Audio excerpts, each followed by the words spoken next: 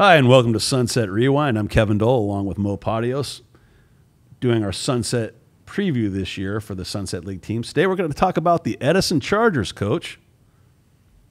So they are led by a senior quarterback named Parker Awad, who's a big thrower, strong arm, has plenty of good targets. We'll get to them later, but what can you say about Parker that we know right now? Well, again, another key is he's a returning quarterback with experience. I said this before, I'll say it again. Anytime you have a quarterback who's a returning starter, it adds a lot of value to your team because you've got a player who knows the offense inside and out. Right. He can watch all his films in the offseason of what he did the previous year, look at the mistakes he made, fix those, look at the things he did well.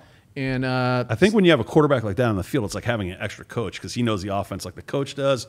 He's going to be in sync with Coach Grady and the play calling. So I think, that gives a team a distinct advantage. 100%. In fact, we met his dad the other night. Right. So you don't know, we'll go off script for a second here. We're at Sunset 17 Studios in Costa Mesa.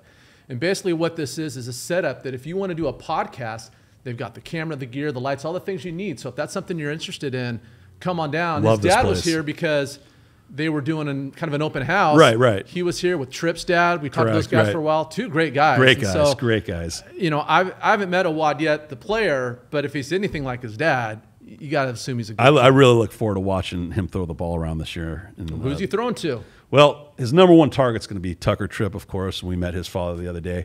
Tripp is a gifted receiver, an extremely versatile route runner who can find open space, has great hands, and he can create yards where yards aren't necessarily there. Yeah, they call it yards after catch. And remember, anytime a quarterback and the receiver come back together, they've got that familiarity with each other. Right, they're on the same page. So that could be a real deadly combo this year. You want to keep an eye on the two of them. Ashton Hurley is another gifted receiver that the Chargers will rely on this year. Awad's going to have a lot of fun throwing to him. Once again, when you have a star receiver like Tripp, look for him to get bracketed or double teamed. So, hey, I got to check down to Hurley.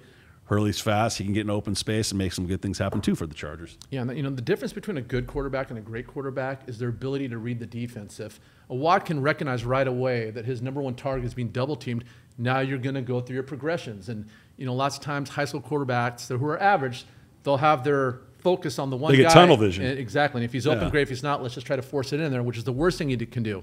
But if you got quality receivers all across the board and a quarterback with experience like Awad, he can go through his progressions, find the open target, and just play catch. So Malachi Pierce, moving over to the defensive side of the ball, was a second-team All-Leaguer in the Sunset League last year. He is a cover guy who's going to be extremely difficult to throw on, and he's going to be pretty much the stalwart or the rock of that defensive secondary. So, good luck, throwing on Edison this year. They're not just a one-dimensional offense team. They have a very gifted defense as well. Yeah, well, if they're going to have success this year and take a stab at the championship, they've got to have outstanding play from their defensive backs because the offense in the Sunset League is wide open. You've got talented quarterbacks, you've got talented receivers, and you better have guys who can cover them because there's going to be a lot of balls thrown in the air this year. So certainly having someone like Malachi Pierce is going to help that back seven for the Edison defense. Carter Hogue is a senior running back in DB. He's going to be getting some carries on the offensive side, and he'll be back there helping Pierce in the defense.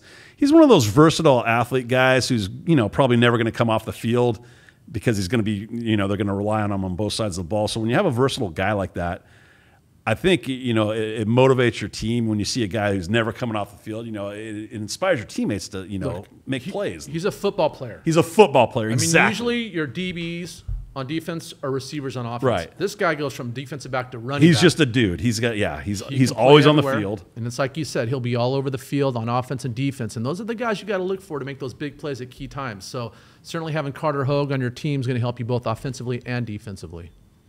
Nicolas Preston, where do we start with this guy? So the Sunset League, we know, is loaded with gifted kickers.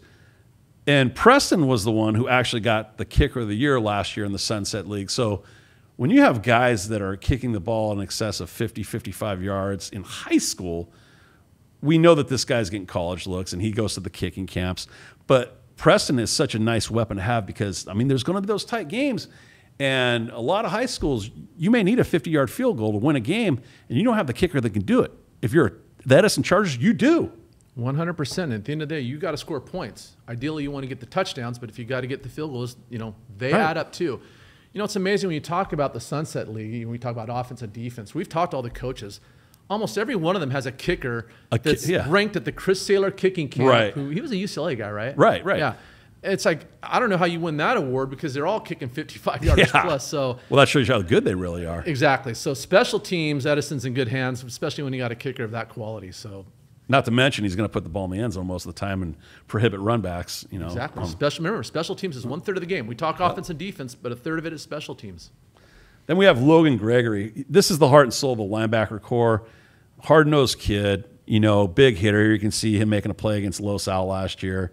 I think when you have this guy as the quarterback on defense, so to speak, he's going to really, you know, be able to give the Edison defense that little, you know, extra spark, pop. Yeah, right. He's going to inspire his teammates by his hustle and his level of play.